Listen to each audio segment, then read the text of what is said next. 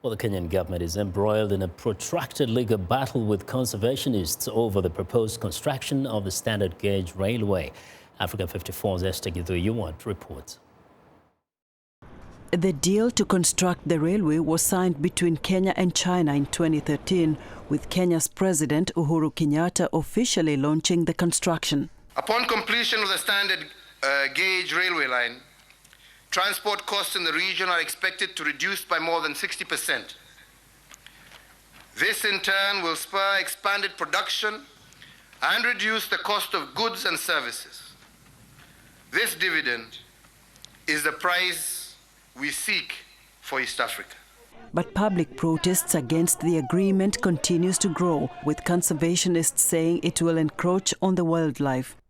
Ben Olekoisaba is a native of Kenya and a social development expert at Clemson University in South Carolina. Economically, it's a great project, but one of the greatest challenges we have in development in Africa is we do not do adequate groundwork, we do not do adequate environmental and social impact assessments, because most of our projects are based on a political cyclical process that after every 5 years, whoever comes on the throne would want to leave a landmark.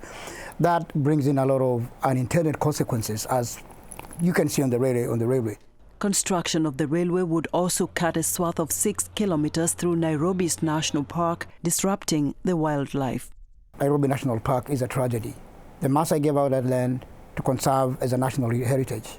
You know, getting the railway crossing that place will curtail wildlife movements. We'll definitely have to have, because it's a fast train, it's going to have problems about probably even killing some of the animals. I mean, it's going to disrupt the ecosystem. And of course, you know, it's also going to pass through individual people's lands.